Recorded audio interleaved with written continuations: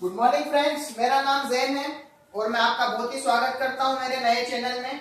ठीक है, काफी सारे मैंने वीडियोस डाले हैं एमपीपीएससी और व्यापम से रिलेटेड, तो आप उसको देख सकते हैं। मैप स्टडी का वीडियो डाला है, काफी सारे स्टैटिस्टिक वीडियो डाले हैं, तो आप वो देख सकते हैं उन्हें। आज मैं आपको बताना चाहता हूं कि व्यापम की एग्जाम में सफलता पाने के लिए मेन कौन कौन से पॉइंट है जिन पे हमको ध्यान रखना है। ठीक है, आज हम 5 पॉइंट डिस्कस करेंगे जिसके थ्रू आप व्यापम की एग्जाम में एक ठीक है फॉर्मेट है व्यापम की एग्जाम का, उसी फॉर्मेट में क्वेश्चन पूछे जाते हैं। तो हमें वो आइडेंटिफाई करना है कि कौन से पॉइंट को हमको स्ट्रॉन्ग बनाना है, कौन सा पॉइंट छोड़ना है। सिलेबस इतना वाइड है कि आप कहां तक पढ़ेंगे। ठीक है, यदि कोई भी एग्जाम निकालनी है तो हमें स्मार्ट स्टडी करना पड़ेगी, ना कि हम लेबोरियस वर्क कर रहे हैं, मेहनत कर रहे हैं।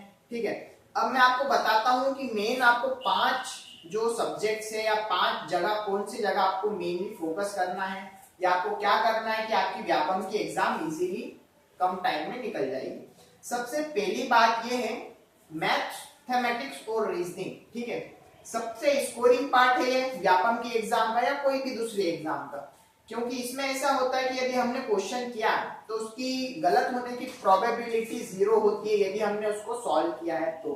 ठीक है, और वो आसानी से हम यदि मेहनत नहीं करेंगे जब तक नहीं होगा। ठीक है, तो प्रैक्टिस मेक्स मैन परफेक्ट। तो आप रीजनिंग और मैथमेटिक्स की मेनली प्रैक्टिस करिए। ठीक है, फिर दूसरी जगह हम बात करता हूं कि करंट अफेयर के काफी क्वेश्चंस आ रहे हैं। ठीक है, तो हमें उस पर भी ध्यान देना। ठीक है, करंट अफेयर के कैसे क्वेश्चंस आ रहे हैं, लाइक 3 महीने पुराने तक का ही आपको करंट अफेयर पढ़ना है ना।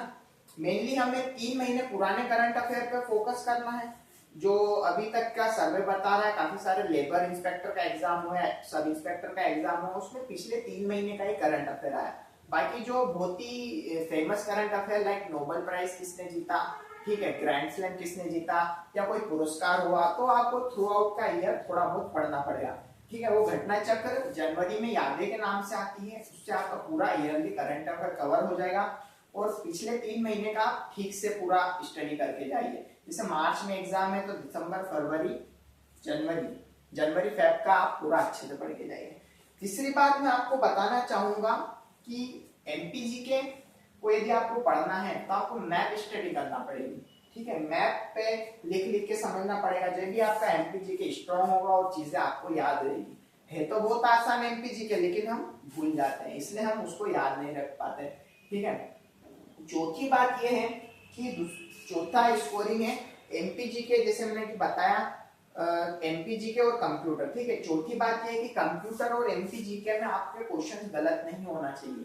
बहुत स्कोरिंग है, सारे बच्चे अच्छे से पढ़ के जाते हैं, उसको पूरा सही करते हैं। ठीक है, और पांचवी बात यह है कि व्यापम की वेबसाइट्स पे मॉडल पेपर दिए हुए, मोस्ट इंपोर्टेंट बात यह। ठीक है, व्यापम की वेबसाइट पे मॉडल पेपर्स दिए हुए हैं, आप उसको डाउनलोड करिए और आप उसको सॉल्व करिए। डेफिनेटली यदि आपने काफी सारे उसके मॉडल पेपर डाउनलोड कर लिए तो आपका काफी अच्छा स्कोर रहेगा व्यापम की कोई भी एग्जाम में, और आप व्यापम की कोई भी एग्जाम इजीली क्रैक कर पाओगे, क्योंकि आप उसको मॉडल पेपर के थ्रू सॉल्व कर रहे हो। ठीक है, और यदि आपको उसके सॉल्यूशन नहीं मिलते हैं तो मार्केट में इजीली अवेलेबल है। ठीक है, तो आप उसको बाय भी कर सकते हो उन सॉल्यूशन को। Thank you for watching the video.